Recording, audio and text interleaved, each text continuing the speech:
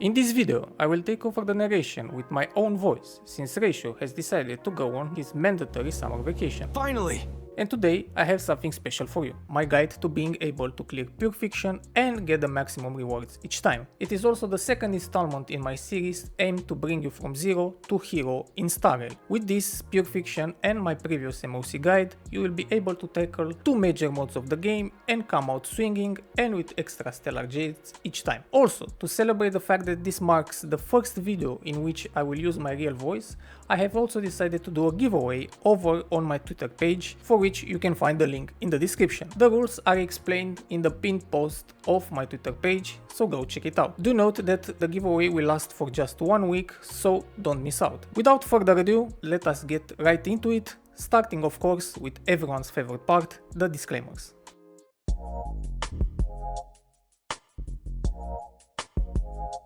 This guide will focus on which units you should pull and build based on the available data since the introduction of Pure Fiction and until the current refresh of this patch. While the trend observed here can be taken as reliable since the trend set by the developers for MOC, which you can see more about in my MOC guide, is still valid up to this date, it is not guaranteed it will not change at some point. If it does though, I will address it in a follow-up video. Also, the units present in this guide are not the end-all be-all, but are just the currently most comfortable units to use in order to be able to clear Pure Fiction each time without stress and with the maximum rewards. If your favorite unit is not present here, it does not mean you cannot do it with, it only means you will have a harder time doing it. And finally, your relics, lightcons and eidolons for each unit will drastically improve or worsen the performance for each of them. So even if you pull a strong DPS suggested here, if you throw your relics at him or her, please do not complain afterwards that you are unable to clear it.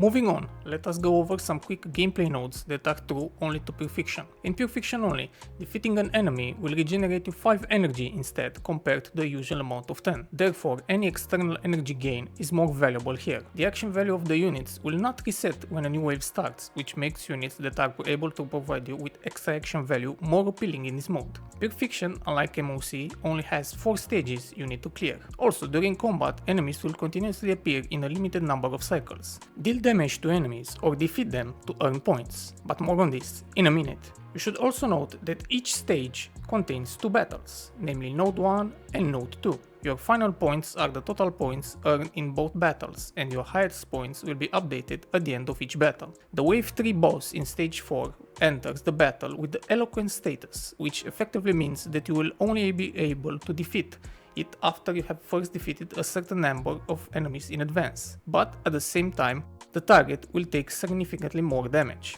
Each Pure Fiction event has its own unique rules, resulting in various battle effects named whimsicalities. The effects of these only take effect in the battles during the current event. This will reset every 10 to 8 days. Also interesting to note is that some whimsicalities have been used more than once, such as World Shatter, which was the first one used with the introduction of Pure Fiction in patch 1.6 and has also surfaced again in patch 2.1. This combined with the long reset time might mean that we are looking at just 3 different whimsicalities going on a rotating cycle, but of course this can change at any point. To deal with various whimsicalities, various buffs, which are named cacophonies, will be provided at the beginning of each event. You can select one of these buffs before challenging any stage in Pure Fiction. You can choose only one cacophony out of the 3 available during each event period for each team, and you can also use the same one for both teams.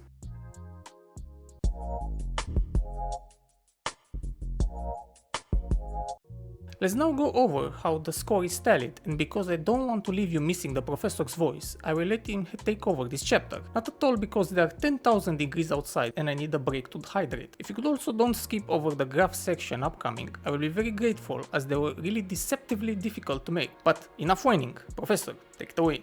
You really are a lazy one, but fine, here we go. A normal enemy grants 500 points, 300 points scale with the damage they take. 200 points are granted when they are defeated. A sequence trotter grants 2,000 points, 500 points scale with the damage they take. 1,500 points are granted when they are defeated.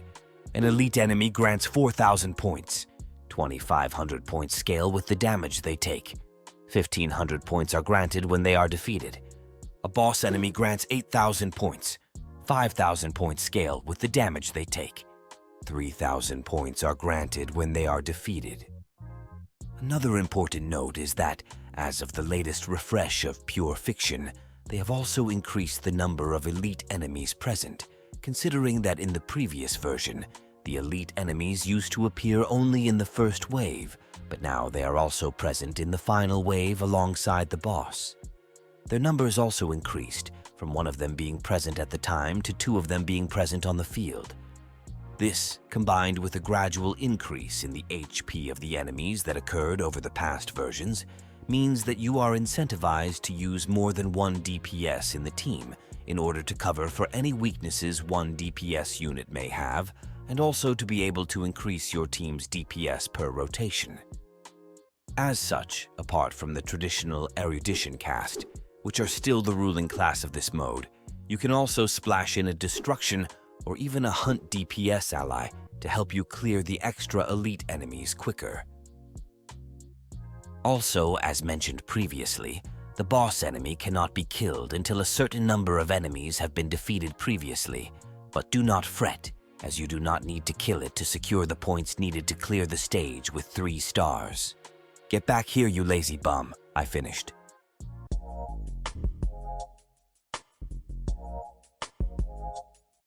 Thank you, Professor. Now, let's go over the elemental weaknesses encountered in Pure Fiction. The most common elements in all stages are lightning and fire at 23 and 21 times, followed closely by ice at 18 times. The least common elements in all stages are imaginary and quantum at 11 and 8 times, respectively. Most common element in the 4th chamber, lightning and fire at 6 times, followed by ice at 5 times. The least common element in the 4th chamber is quantum with 1 appearance. Based on this, we can extrapolate that the devs appear to have a plan to split the relevance of the elements between the 2 modes. As I mentioned in my MOC guide, MOC is dominated by ice, wind and imaginary, while we can see that in Pure Fiction, lightning and fire have the upper hand, although ice is again decently relevant, which I find to be quite a healthy way to promote building more units, since if you are able to clear both MOC and Pure Fiction with the same 8 units, the incentive to keep playing would have been lower. And also, just like in MOC, the banner units do not always match the elemental weaknesses that most occurred in the last stage of Pure Fiction. Notably, Blade, Doctor Ratio and Imbibitor did not match while their banners were up.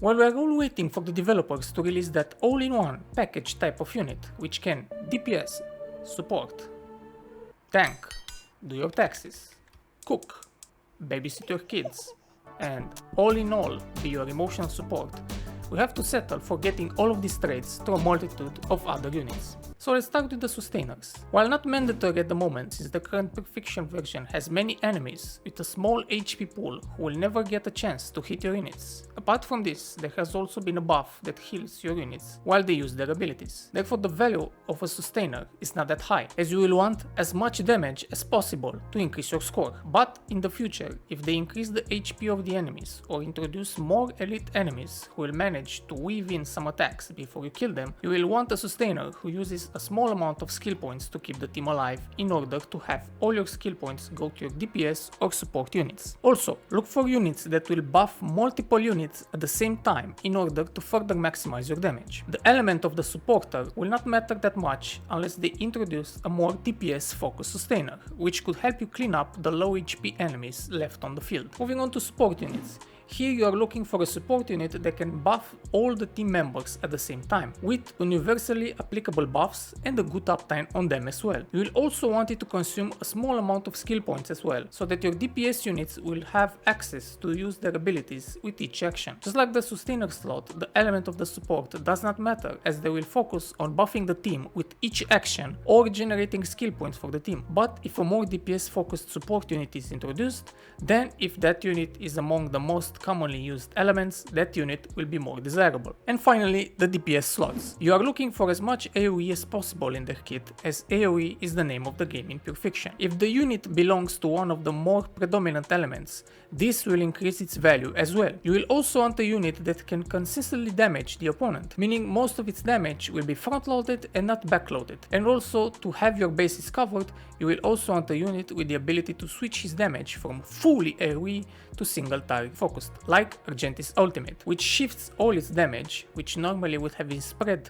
out to all enemies, to the same enemy if that enemy is the only target present on the field. Another good example is Jingliu's E1, which increases her single target damage, or the newly released acheron, which can dish out damage in both single target and AoE scenarios. In case you do not have access to a unit that can do all of this, you can combine the abilities of 2 or sometimes 3 DPS units to cover all these aspects. So, for example, you can do a topaz himeko combo, where himeko has you covered on the AoE aspect, while topaz will work on the single target aspect.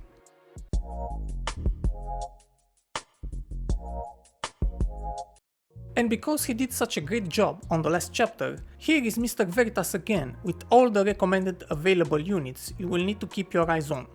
Really? You really are the worst. Fine, here are some great options that should work right now and in the future as well. Herta, Himeko, Argenti, Ruan Mei, Robin, Fushuan, Gallagher, Luocha, Huo, Black Swan, Kafka, Aventurine, Tingyun, Acheron, Jade, and Sparkle. And for those who started recently or are not swimming in stellar jades, here are some decent options. Firefly, Sampo, Gwynaifen, Pella, Harmony MC, Jingliu, Jingyuan, Asta, Bronya, Topaz, and Serval. And here are the units mentioned categorized for each class. For sustainers, Fushuan, Luocha, Huo, Aventurine, Gallagher. For support, Ruan Mei, Sparkle, Robin, Asta, Bronya, Tingyun, and Harmony MC. For debuffers, Pella, Ginaifen. For DPS, Herta, Himeko, Black Swan, Kafka, Argenti, Jingliu, Jingyuan, Serval, Sampo, Acheron, Firefly, Topaz, and Jade. Please don't call me again. Let me enjoy my vacation for real now.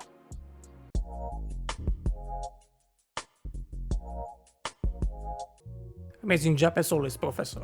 You can now enjoy that cocktail, you've earned it. Now, let's move on to the units explained in more details. Starting up, Herta, Himeko, and Ruan Mei. You can look at these three as the currently strongest core you can bring into Pure Fiction, the trifecta if you will. All three units have entirely synergistic kits with one another and will function exceptionally well in all future versions of Pure Fiction. Why is that? Well, since Herta has a fully AoE kit, due to the nature of the HP pool of most of the mobs in Pure Fiction, her talent AoE attack will proc consistently. Himeko's talent will also consistently proc if either the enemies are weak to fire or ice, if you bring the 4th slot unit to match the weakness of the enemies. You also get all Herta eidolons for free by clearing the simulated universe, therefore she can be maxed out by everyone. Both she and Himeko also work great with the newly introduced Forgotten Hall Lightcone as well as Himeko's Lightcone, and Ruan Mei is the glue that keeps them together and strengthens them at the same time, as her buffs are applicable to the entire team and are also beneficial to both Herta and Himeko and to the flex unit as well. But what really makes Ruan Mei stand out is the extra weakness break efficiency buffs she provided, which translates to more breaks and more talent procs for both Himeko and Herta, which in the end is equal to a lot of additional damage. All in all, if you build this tree, you will have one side of Pure Fiction secured for a long time. Argenti. What can be said except that he has literally been made for Pure Fiction. His entire kit is not only fully AoE, but he can also deal with the elite enemies that will pop up from time to time, since you can save his ultimate in order to nuke them. His skill will be more than enough to clear most of the lower HP mobs, while his level 1 ultimate can clear the sturdier enemies like the Trotter. Fushuan. While the sustainers are not that vital at the moment in Pure Fiction, she will be used primarily as a damage buffer if you bring a team focused around crit based lowest DPS units, since she can boost the crit rate of the entire team and also the crit damage if you either have her E1 or if you run her with the broken kill set. Furthermore, she can also be a future-proof unit, as in case they decide to make the enemies more durable in the future, so your team will receive more damage, she's the ultimate damage mitigation unit. Luocha is a great skill point generator while also keeping your team topped up in terms of HP. He is especially great against the enemies that have the revive mechanic, as he can effectively nullify it, saving you actions that will turn into more points for you at the end. He will be more valuable especially if you have his eidolons, specifically his E1 for the team-wide attack boost, but this is not needed for him to function. Ho-ho! The main strength of her is that she is an offensive, sustain unit, and the attack buff from her ultimate combined with the energy provided by it is appreciated by all DPS units, as it will cut down their rotation, which will lead to a higher score in the end. Well, unless your name is Acheron and you don't use energy. Aventurine can easily sustain without consuming many skill points. Is also the most damage dealing focus sustain unit currently available in the game, as his damage is nothing to sneeze at, and is also currently the go-to partner for follow-up archetypes as well as acheron teams. Black Swan, well, in short, she does way too much damage in AoE scenarios, therefore Pure Fiction is the perfect arena to let her loose. The more enemies present on the screen, the easier it is for her to stack her Arcana stacks. The more Arcana stacks, the more AoE damage is triggered, since the AoE portion of her talent can trigger indefinitely. Even at E0, Black Swan's AoE damage is higher than what the game currently has in store, so if you want to have a comfortable time, she's the way to go. Kafka, usually paired with Black Swan or another dot unit like Serval, Guinaiphone or Sampo, Kafka also shines in this mode due to her impressive AoE damage from her ultimate and because dot units in general are good in this mode, since in case the original hit of damage did not kill the enemies, the dot damage will most of the time do it once it triggers at the start of the enemy action. Asta is also amazing here, as all of her buffs are team-wide and are also valuable, since the speed buffs provided by her ultimate will mean your DPS units will get to have more actions, which equals more damage, which in turn equals more points. She's also a great fire AoE breaker, therefore she can also contribute to the overall team damage. Tingyun is an universally loved support unit by all DPS units, as the energy provided by her is absurd and the attack buff is nothing to sneeze at. She also has decent personal damage, while her benediction is active with her basic attack. Bronya and Sparkle.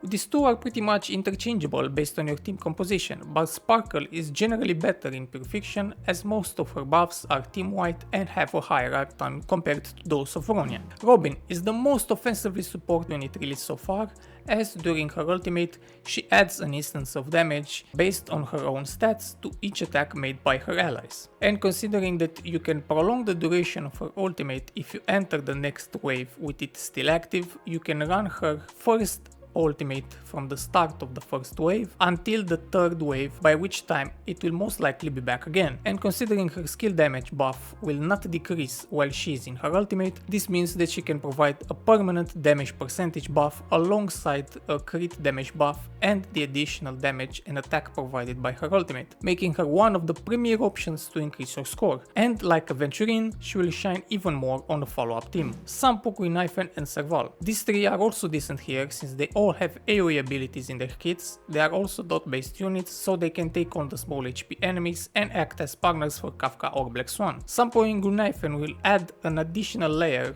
of appeal to them, as they also have a team-wide damage amplification to either Sampo's ultimate or Guinaiphone's Fire Kiss mechanic. Harmony MC, a great AoE imaginary breaker, also the current premier break team support options and also the necessary half if you want to play Firefly. Should work great with other future break units as well, so all in all a great addition to have on your account, as you can also use the Harmony MC in MOC and Apocalyptic Shadow as well. Jingliu. The only downsides of Jingliu in this mode are that both her skill and ultimate are blessed type skills and not fully AoE skills, meaning you will need to bring a secondary unit to take care of the units not touched by her. And the second one is that once she's out of her enhanced state, her damage falls off a cliff until she gets back, meaning you will have a downtime that will hurt her overall score. This can be alleviated by bringing either Bronya or Sparkle to advance her forward and reduce the downtime between each enhanced state. An energy provider like Tingyun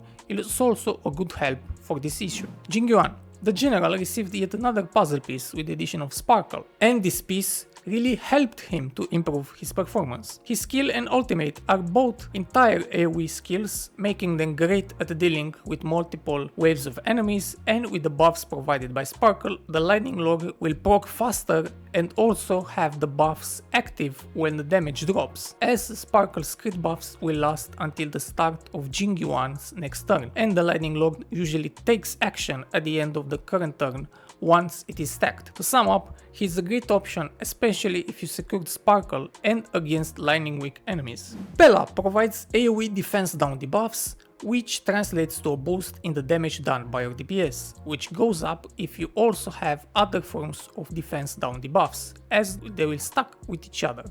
She can also remove the revive buff from an enemy, saving you a couple of actions needed to kill him twice. And she can also boost the hit rate of your allies, which for some units is especially valuable. Acheron, like mentioned previously, can handle both the AoE cases and more blast or single target scenarios, as well as her skill is a blast type skill, while her ultimate is an AoE attack, which can also do great damage against a single target. And her technique will also deal an AoE attack at the start of each wave, regardless of the weakness type. And considering that her ultimate will also ignore the weakness type combined with her all type resistance reduction from her talent, effectively means you can use her against any pure fiction iteration with no problem. Jade looks to have been made in the same manner as Argenti, with pure fiction in mind. Her entire kit revolves on dealing AoE follow-up damage and boosting her own damage in the process. And based on the fact that she will damage the target of her skill, she can also enable Blade to be a strong pick in the right combination. But the downside is that the quantum element is severely underused at the moment, so if they will not start adding quantum weak enemies, her performance will be significantly lower than what it could be. Gallagher is currently the unit which only rises in value patch after patch, and that is because he is the perfect partner for the break teams, which have risen in value from the recent patches, especially after the addition of the Harmony MC. His value comes from the break damage his ultimate will provide, but also from the fact that he has some great damage potential as well, both from his AoE breaking capabilities and from dealing damage to units already broken. He also gets better with additional eidolons, so until they release a better 5-star sustainer for the break teams, he is here to make his mark on the meta. Firefly is currently the premier break DPS unit of the game, with some insane damage, and if you also pair her with the Harmony MC, even her damage goes to the next level. The fact that she can implant the fire weakness on the enemies means that, like Acheron, you can use her against future pure fiction events as well, not just on those naturally weak to fire. The downside of her is that you will need to sacrifice a member of her best team in order to bring a secondary DPS, because her skill is a blast type skill and will leave behind low HP enemies. This can be alleviated if you have her E2 though, as the additional actions from it will clear everything from the map. Topaz, while it may seem as a counterintuitive pick since she is entirely a single target DPS unit, the value in her lies in the debuffs she inflicts on the enemies for follow-up teams, especially more recently with the increase in the number of elite enemies. The absurd amount of actions Nambi has will also make her more appealing during the follow-up Pure Fiction event, as it will fill up the whimsicality bar extremely fast.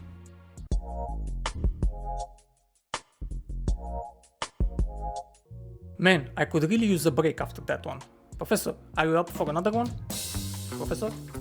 Guess not. Oh well, I'll push through it. So here are some basic tip suggestions. For hyper carry, Fushuan, Herta, Argenti, Bronya or Sparkle. For dot teams, Luocha or Huo, Black Swan, Kafka and Ruan Mei. For breaker teams, Gallagher, Firefly, Ruan Mei and Harmony MC. For follow-up teams, Aventurine, Jade, Himeko and Ruan Mei. All the units here are interchangeable based on the elemental weakness present. If there is a lighting weakness, swap Argenti with Jingliu as an example. If there is a wind weakness, you can also add Black Swan instead of Herta, and so forth. Hopefully you get the gist of it, and yes, this can be applied to the dot teams and to the breaker teams as well. Apart from the traditional comps, you can also run a triple DPS composition, or if among the buffs present there is also a strong healing option, a full DPS composition. Such an example, which I found to work quite well, is Himeko, Herta, any third potential DPS depending on the elemental weakness, and Ruanmei. As the core of Himeko, Herta and Ruanmei have tremendous synergy with each other by consistently breaking the enemy shields and activating both the talents of Himeko and Herta. Another triple DPS team that has currently been making the rounds is the Nihility Trio of Destruction, made of Kafka, Black Swan and Acheron, a combination of not only attractive female leads, God bless you IX, but with highly synergistic kits as well, as Kafka and Black Swan work well off each other with the dot application and the detonation from Kafka, but both of them also work extremely well with Acheron, since the dots they apply are counted as debuffs for Acheron's ultimate. Black Swan being able to also reduce the defense of the enemies is also a nicely added bonus. I can vouch for the strength of this team, as I have easily cleared both Pure Fiction and MOC 12 with it on more than one occasion. As for the fourth slot, you can slot in any of the sustain options available and roll with it.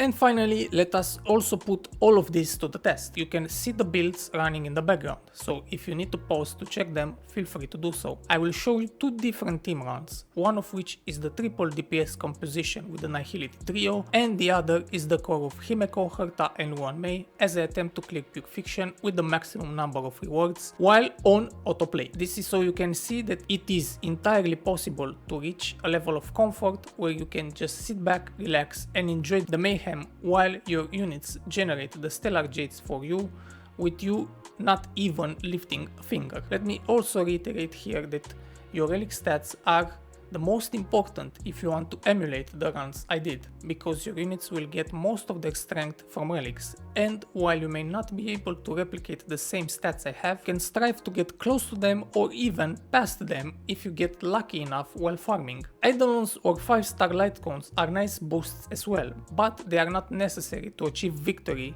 here, since as you can see I went way over the necessary threshold to get all the rewards with my investment. So try to match the elemental weaknesses of each stage and optimize your relics, and you should be good to go.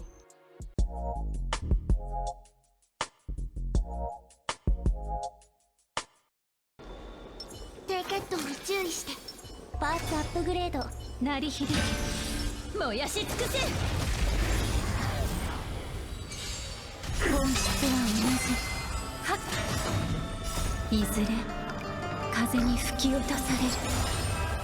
やっ、くるくる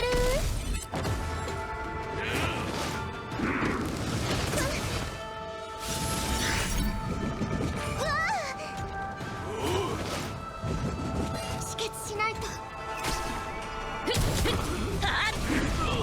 逃がさないわ。くるりん逃がさないわ。人間は星空を掌握する欲望を隠さない。私もよ。はっとくるくる逃がさないわ。くるりん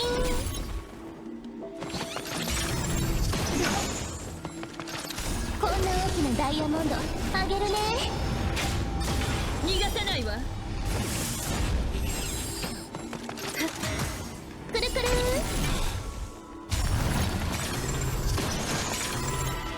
逃がさないわ。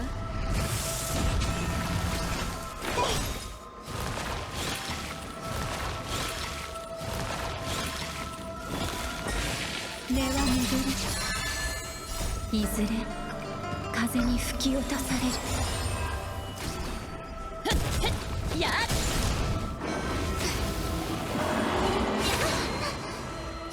人間は星空を掌握する欲望を隠さない。私もよ。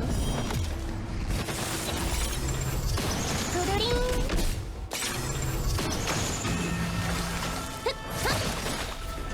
こんな大きなダイヤモンドあげるね。逃がさないわ。くるくる。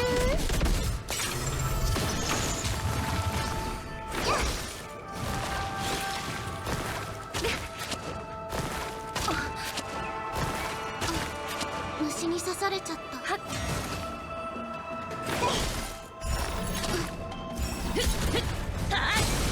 くるりん。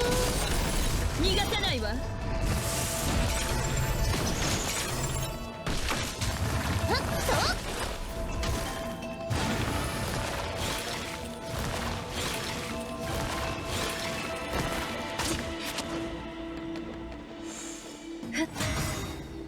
いずれ風に吹き落とされる。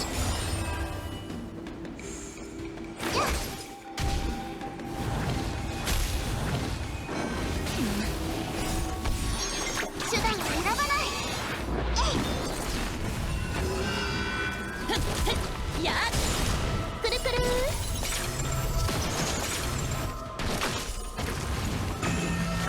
人間は星空を掌握する欲望を隠さない。私もよ。こんな大きなダイヤモンドあげるね。逃がさないわ。くるりん。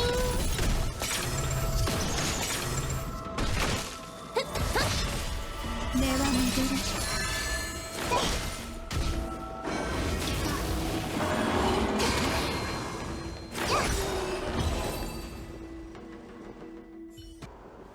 天木不破。紳士継承よ。ほとばしい過去の連戦。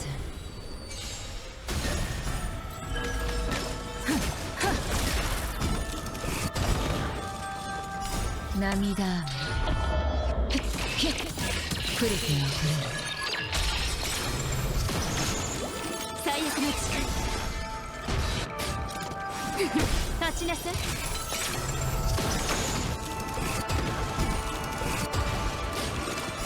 さようなら。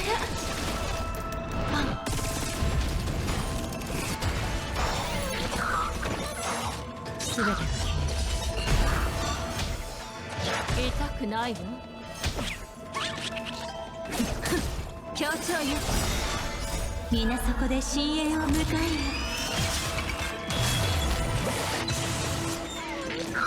涙雨プリティの触れる。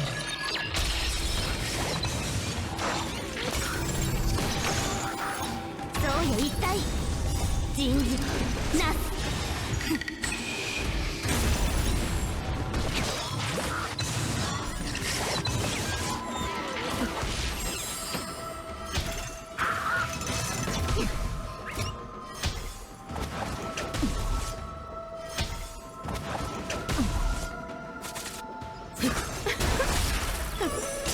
落ち着いて。さようなら。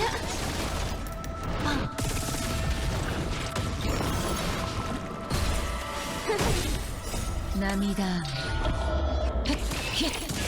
プリティの触れる。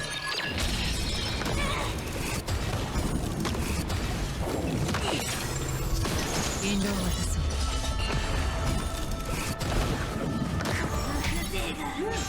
湘南に過ぎないわ。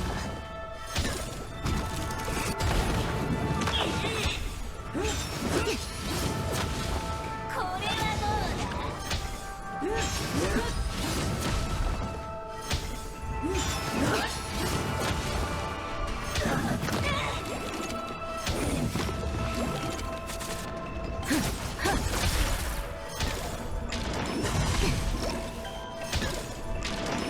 湘南に過ぎないわ。立ちなさい。人事なす。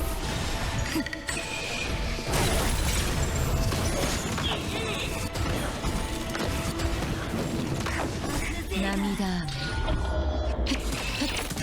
プリティの触れる。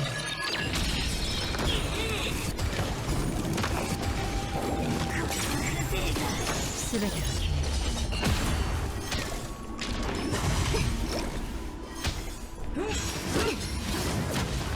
陰陽転換。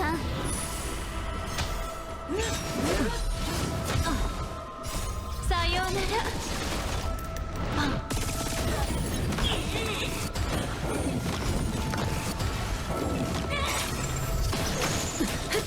これはどうだ。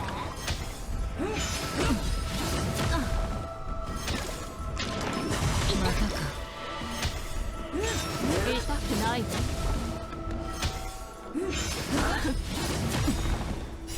さようなら。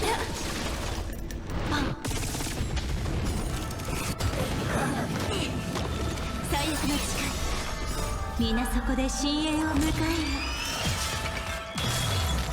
涙雨。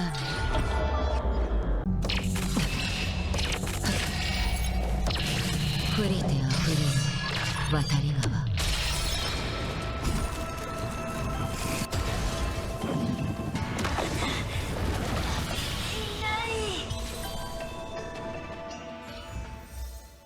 And that was it, the only guide to Pure Fiction you will need for the time being. And now I wish you the best of luck in clearing Pure Fiction moving forward, and if my guide helped you clear it, let me know down in the comments. If you also managed to do it with different units, I will also be interested to hear about it. Do not forget to go over my Twitter page to join the giveaway there until this time next week. So until next time, I am Professor Veritas Ratio, and remember, stay smart and sexy, and keep farming those troubles.